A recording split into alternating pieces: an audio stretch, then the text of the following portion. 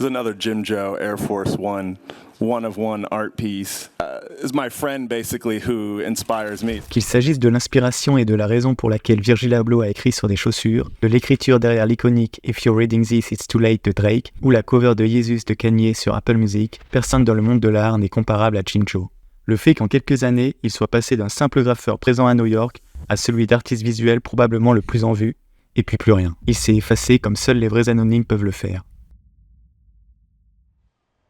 Jim Joe est un graffeur expérimental qui vit principalement à New York, où il tague depuis plus de 10 ans. Ses tags réalisés avec des majuscules s'écartent nettement des lettrages pompeux et baroques typiques du wild style, qui ont monopolisé le street art new-yorkais depuis la fin des années 70, apparaissant comme brut, immédiat et sans fioriture.